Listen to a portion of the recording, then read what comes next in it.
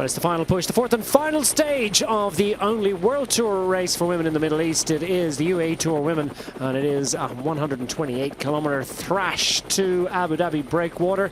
And will it ultimately end up in a bunch gallop? It didn't happen last year, so you'd never know. It's been an absolutely thrilling 3 days of racing so far. Fabulous Queen stage yesterday, and this by contrast is billed as one for the gallopers once more. A sprint stage from Fatima bint Mubarak Ladies Sport Academy as the crow flies, not terribly fast from the finish line. Going to take the meandering scenic route though, and out and around and through the sights and sounds of the capital of the Emirate of Abu Dhabi. We're going to make our way towards Yas Island and in and around the island over myriad very impressive bridges. We're going to see quite an array of extraordinary architectural development, and then we're going to make our way past the Louvre, actually, well worth visiting if you're in this part of the world, by degrees towards what is now a familiar destination point on the Corniche down by the harbour front at Abu Dhabi breakwater. Final stanza of a four-part series. 540 kilometres will be in the legs of the riders when they complete today's stage. Will it be a big bunch gallop? Once again, not a lot in terms of topography to deal with. The odd lump and bump is probably accounted for by the various bridges they'll be going over. As you can see, the extraordinary facility it is, the Fatima bint Mubarak Ladies Academy, and that trophy in evidence just to remind us what it's all about. What an extraordinary job has been done so far this week by Elisa Longa-Borghini and by the UAE team ADQ. The local squad certainly has been providing plenty of inspiration for the local fans. Military band out in force once more. No doubt there's pipes or two in there.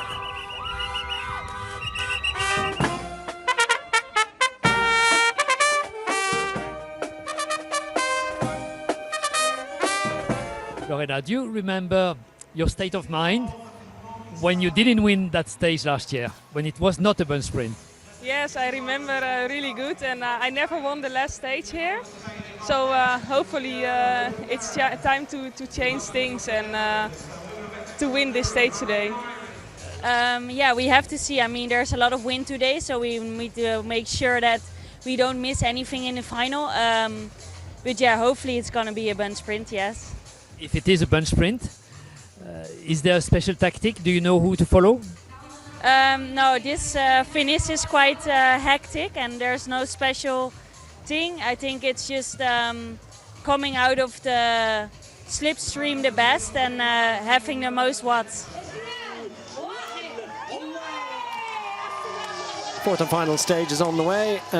Neutralised section and then send them out of the Fatima bint Mubarak Ladies Academy, which is a sports facility to support women's sport in this part of the world. And what role models indeed the UAE team ADQ have been over the last few days. Stunning performance yesterday by all the team, and a wonderful conversion by Elisa Longa-Borghini, who has a commanding lead of 2 minutes and 9 seconds on general classification heading into this final stage. Ought to be a slam dunk for her, ought to be able to take this one home, but many a slip twixt cup and lip and all that. She won't be taking anything for granted, and we'll focus a little bit on how she's preserving her general classification situation. We'll reflect on what a stunning performance it's been over the last few days from the Italian national road race champion.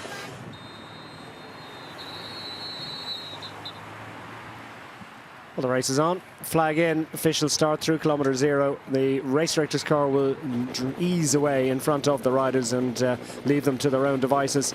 Wide open boulevards here, commented upon by riders, organisers, everyone, followers, etc.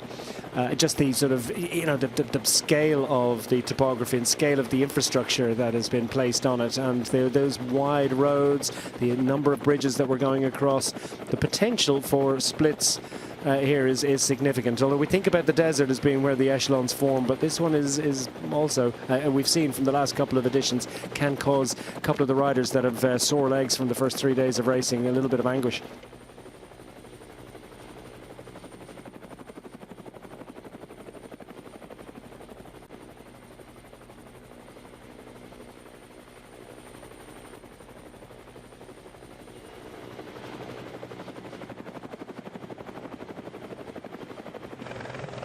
Oh, this is an interesting move. Well, Juliet Labous, Labous. yeah. Labous, who had somewhat chastening experience on the final mountain yesterday after great work in the first couple of days, negotiating the crosswinds. Great work as well on the approach to the final hill yesterday. Took a bonus second, didn't she, at the intermediate sprints. And maybe, just maybe, Juliet Labous is trying to, you know, shake it up a little bit and shake off the disappointment of yesterday's stage. Starting today, 11th overall in the bike race. Maybe a shot at a top 10 and all those juicy World Tour points, or what she's...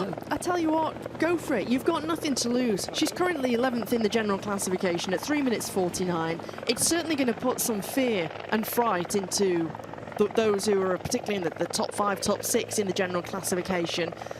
It's going to amount to nothing, but and it's a shame that nobody did come, but try something.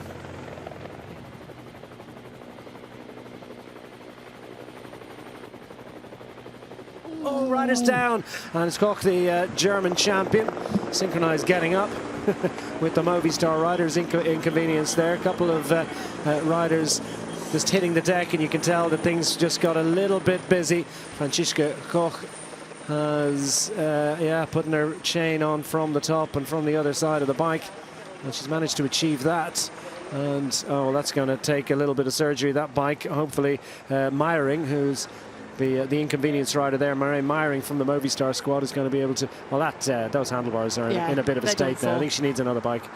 Get a bike change, save time, get on with it, wait for your race bike to be fixed and adjusted if it possibly can be, and do a bike change later on. But hanging around at that point trying to fix a bike, and particularly with that lever that is so far turned in and bent in, just get a bike change, get back underway, because Koch is going to be absolutely crucial for Cole later on. She needs to make sure that she is saved as much energy as possible for that lead out. Meyering is already back underway, the Dutch rider from Movistar. That can always be quite a hard crash here. Let's see if we can pick it out. Two riders going down in the middle of the peloton, or was it closer to the back? Well, you can see Koch there, so she's just in the middle of our shot, and Meyering just won. And Meyering almost missed it, but she goes down on the right side. Her gear hanger breaks, and the rear mech is dangling free. Be a relatively cheap fix, but she needed a new bike for now. So that's the distribution of points on offer here for first to fourth across the line. 8, 5, 3 and 1 in both the points classification and the intermediate sprints classification. One's for the green jersey, other for the black jersey. There's the black jersey just being escorted into position number 3 with that black jersey is Lara Gillespie. Finished fine third on day 2, and Caroline Schwinkels, who's wearing the green jersey on behalf of the leader of that classification, who is Elisa Longo Borghini, is going to do the lead out here. And Lara Gillespie shouting and roaring, and riders left, right, and all over the place. Kim LaCourt trying to get involved there, and ultimately, who got up to take it? UAE Team ADQ happy enough. Well, which one of the two riders was it? Her teammate Silvia Persico, who'd be absolutely... I mean, there you go. That was textbook stuff, and we weren't sure whether Silvia Persico would be up for that one, but she absolutely was, and managed to vanquish Kim LaCourt, and that's rubber stamped her situation in the battle for second. Let's have a look at it from overhead. You can see Kim LaCourt Piana, who is sprinting. She's getting boxed in here. It's one of the riders, well, it's Caroline Schwinkels, who almost keeps Piana, who is locked in. In the end, very, very close throw on the line between Gillespie and Kim LaCourt Piana, but it was a clear runaway for Silvia Persico, so she consolidates her position in the general classification for second. But LaCourt is not happy there. Not happy with Schwinkels whatsoever. The fact that she kept her blocked in and boxed in. But it's, wow, she's not happy. Robbins racing. Yeah.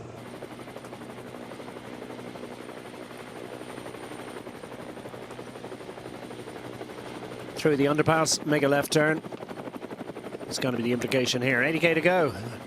Tapping out the kilometers with wild abandon, really. The fastest anticipated speed, according to the the projections that are made by the organisers in advance, just to give you sort of rough indication of potential finishing times of the stage. Well, the fastest anticipated pace was 46 kilometers an hour. At the moment, it might even get a little bit close to that. I don't think we're going to touch that. The absolutely remarkable 48.4 kilometers per hour on stage 2, which is the fastest ever World Tour Women's stage.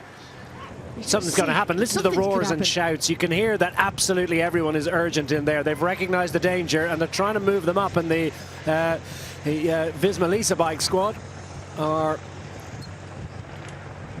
putting themselves in prime position. The SD Works Pro Time squad. Oh, rider down. Unfortunately, one of the UAE ADQs, or is it a Canyon SRAM? We get a better idea. We do sincerely hope that rider's going to be able to bounce back up pretty quickly. But that, I think, was a pretty fast visit to the tarmac. So that one will certainly have hurt a little bit. The SD Works Pro Time squad, including the European champion Lorena Wiebes, in prime position, close to the front in the first 5 or 6. But it's not too much representation from UAE Team ADQ at the moment. So we see Lara Gillespie just trying to move up. Where's the red jersey of overall race leader? Elisa Longoborghini has a sixth sense for these situations and is able to respond to almost every demanding situation. I would be surprised if she's too far from the front right now. And it is indeed her teammate, Eleanor Backstedt, who did so much fantastic work in yesterday's stage. She's had a rather hefty visit to the tarmac there, so we hope she's going to be able to recover quickly. Look at her on the left-hand side of the bunch here.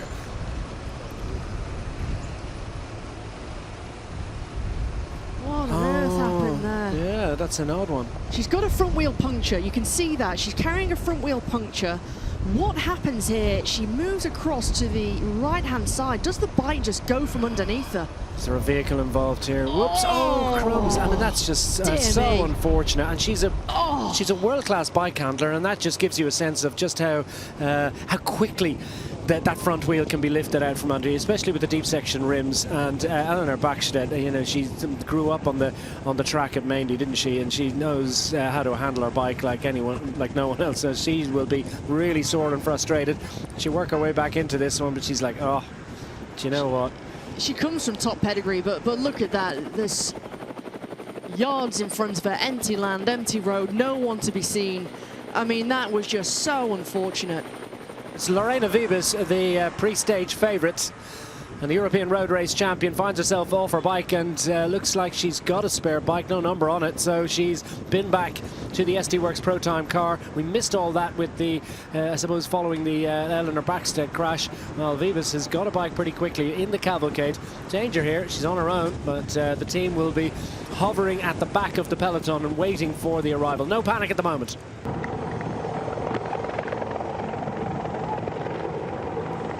And another attack and another good opportunity and a good time to do it, you would think. But you know what? Human Powered Health want to get involved too. Cofidis and the B-Pink squad as well. Maybe that's just too many, and maybe just too close to the finish of this bike. I mean, can they cover every attack for 32.5 kilometers? That's the difficulty, isn't it? But for some of these riders, that is their job. And for Elena Cecchini of SD Works Pro Time, that is her job. Make sure that anything that becomes a danger, and particularly at this crucial part of a race, is quickly closed down, because it would be, for those riders who've kept the powder dry throughout, not just today's stage, but over the last 3 days, you know, they might still have almost fresh legs in inverted commas. They've still got something left to give. And now Eleanor Barker of UNOX Mobility has sensed an opportunity, and straight away into that smooth pedaling style. Takes a look over her left-hand shoulder. She won't see anybody there because nobody's able to latch onto her back wheel.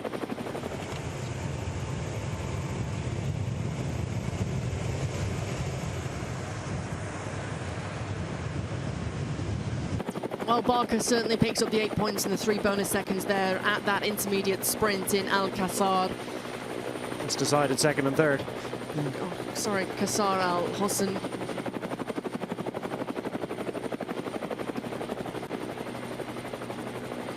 Extraordinary, isn't it? Yeah, just who plonked out in the middle of a big city? We're going to the Alamo in San Antonio in Texas as well, and it's similar. It is a tiny little sort of, you know. Oh, and a bit of a gallop behind. Who's going to get involved? Lecourt wants the bonus seconds. Bit of an investment here from Persico and Van Rooyen also. Is that, yeah, up for that one. And or really, Lecourt never really threatened there. So a solid job done by Sophie Van Rooyen just to deny the second place points there. And well, Lecourt, Kim Lecourt, third across the line on that occasion. And Gillespie not getting involved. But it was Sophie Van Rooyen who was watching Lecourt like a hawk, following the wheel, The court hit out early. Persico was trying to come round Swinkles to try and get on terms, but look at this. I mean, several bike lengths, but Van Rooyen was just able to use the slipstream of LaCourte. Different class. Come round, absolute different class. And look at this. It was ferocious for those bonus seconds. Yeah, Gillespie had to think about it, didn't she? And the overall race leader, Elisa Longo Borghini, remaining vigilant as well. And Caroline Swinkels just, I'm sure Gillespie was there now that I think about it. Almost a drop of the head there from LaCourte, but I have to say, it's certainly not a shame of the way that she's ridden and the way that she's performed over the last 4 days. She's been in some of the key crucial moments in the crosswind. She's always there. Incredibly smart. Still one rider on the front at the moment for the SD Worx Pro Time squad.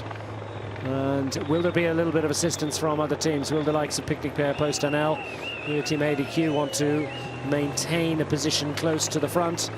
And Eleanor Barker, her advantage as a result of that little flurry of excitement in the sprint behind, shaved a few seconds off. But we'll see how it resets now. Or will they continue to pare back the advantage of the Welsh superstar Eleanor Barker of the Uno X squad?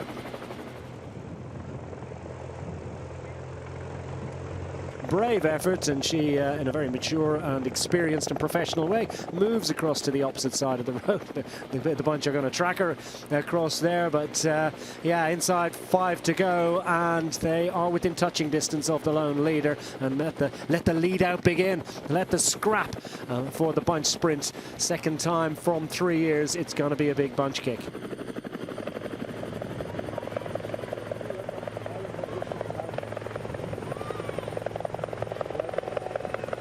Inside 3 kilometers to go. The Movistar squad hard on the left-hand side of the road. They've got pretty much their entire team in position. The AG Sudal squad trying to track on the right-hand side in a complete division, like one of those horse races, the very short ones indeed, where there's different tracks taken in a straight drag strip. But that's set to well together. We have got 1 or 2 bends between now and there. You have it. Actually, the riders sweep across to the left-hand side of the road as they realise the extra power and strength of the UA Team ADQ squad. With the overall race leader, Elisa Longo Borghini, contributing here, just trying to make it as perfect as possible for Laura Gillespie. Sylvia Persico tracking 4th in line, just locking it out there for the UAE Team ADQ squad, with the Lidl Trek squad just to the right, trying to protect the interests of Elisa Balsamo. Other teams taking their cue. Human Powered Health just behind them, with hopes perhaps, will it be for Coles Lister, or more perhaps for Schweinberger, the likely sprinter for the Human Powered Health team, trying to take their cue from the UAE Team ADQ. And well, SD Worx Pro Time did it absolutely to perfection on day 1. Can they repeat the alchemy? 1,700 meters to go. It's starting to get busy in there. So far, it's been cool, calm and collected, and quite controlled in that peloton. It has been controlled, but now it's complete disarray as it starts to become a little bit complicated, a little bit of chaos. Longo Borghini in the red jersey still on the front. Dignan swings off and she leaves it to Ilaria Sanguinetti. Trying to come up late is Christina Schweinberger for Fenix de Koning. What can Julie de Ville do? Here goes Guazzini on the far right-hand side for FDJ Suez. She's trying to take a big flyer, well, and can she get the jump? Yeah, can she get the jump? Guazzini trying for a late attack, and everybody, that's put the cat among the pigeons.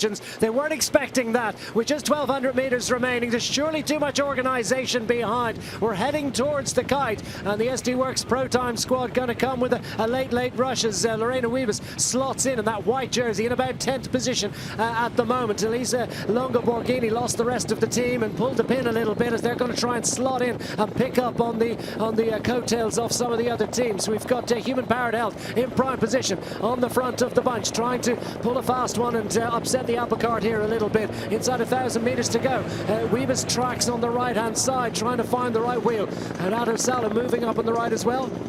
Wiebes has lost a lead-out train, but she's following Cole. And she's going to try and stay on the wheel of Charlotte Cole, as now we have the Visma Lisa bike squad coming for Annika Veidhoven. And can they manage to ambush and surprise here as Lorena Wiebes is into the final few bends, and Fidanza looking in good shape here as well. Will she be able to time this round to perfection? It's going to be more difficult to pick away at, but Veidhoven is going to be dropped off very nicely indeed as Wiebes is on the wheel of Ado Salo and trying to freelance her way to glory. It's all getting a bit physical in there. There's a couple of riders left for Nienke Veenhoven as Lorena Wiebes looks to be in prime position. She's timed it to absolute perfection, but will she manage to do it? So Desertes goes, the riders down, riders down, numerous riders down. Consoni possibly Cole as well, but it's Lorena Wiebes. It's going to get to the line. She finally cracks that nut. She gets the victory, her third of the week. Her first time taking the victory here on the final stage. And Lorena Wiebes did a perfect job, absolutely perfect execution. I think we can say, as if we didn't think it already, that she is the best sprinter in the world. Professional victory, number 96, the European champion, victorious, and finally she cracks the final stage. She didn't have a lead-out train in that finale, but she could follow the wheels. Riders down all over the place, and Kofod is badly implicated by that one, so there's some concern. Alcini, I think, among those riders that's on the deck there, and we hope they're going to be able to pick themselves up off the floor. That was a messy finale, but Lorena Wiebes was able to stay out of trouble. And the European Road Race champion, cool, calm and collected, immediately recovering and seeming as if that was just a walk in the park. Lorena, first time winning the last stage of the UAE Tour. Is it somehow a relief? Yeah, it's nice to win it, and also the team worked really hard for it today. So I had to finish it off. It was really chaotic in the last kilometers. I lost the train, but I found my way out and I was able to sprint. Tell us how it happened. It looked like a short sprint. Yeah, I knew before that it was mostly headwind towards the finish, so I didn't want to come too early to the front. But then I felt somebody on the right side coming up, and then I reacted actually, and it was enough to hold it to the finish line. Well, there's confirmation of the finishing order. Lorena Wiebes makes it 3 wins from 4 stages this week, ahead of Sarah Fiorin. Wonderful performance from her. Amalia Dideriksen up for 3rd, ahead of Silvia Zanardi, Verhulst Wild, Martina Fidanza. Lots of Italian flags thereabouts. Anina Adesala, Francesca Braus, Lara Gillespie scoring well. 3rd top 10 of the week. And the 10th and final rider in the top 10. Olga Teruel of Laboral Kucha. We present to you the leader, the winner of stage 4 of this UAE Tour, riding for SD Worx Pro Time, Lorena Wiebes. The overall standings have now finally been confirmed, and it's Lisa Longo Borghini leading an Italian 1-2, and indeed a UAE Team ADQ 1-2 as Silvia Persico is confirmed in 2nd at 2 minutes and 6 seconds. Kim LaCourte heading to the podium as well, fine 3rd place finish for the Mauritian rider. Monica Trinka, Colonel, Swinkels, Malcotti, Niedermar, Ulrud, Meyering, and Pfeiffer Georgie, a fine 10th on her comeback. All the 10 riders covered by 3 minutes and 42 seconds. I think an indication of the sheer dominance of Elisa Longo Borghini with that particular statistic. Ladies and gentlemen, we present to you the winner of the UAE Tour, Elisa Longo Borghini. Wiebes with ultimately a commanding 18-point advantage over Elisa Longo Borghini. Lara Gillespie added a couple of points to the final sprint, but ultimately would finish 3rd. Persico's, Winkels, pretty good representation in the top of the points category from the UAE Team ADQ squad, but SD Worx Pro Time won that one. The winner of the green points jersey, sponsored by Mordon, riding for SD Worx Pro Time, Lorena Wiebes. We present to you the winner of the Best Young Rider classification from Canyon Schramm, Zonda Crypto, Antonia Niedermeyer.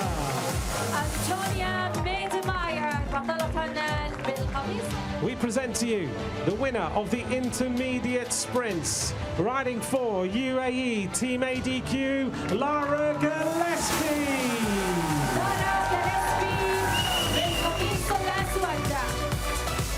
Ladies and gentlemen, the winning team, UAE Team ADQ.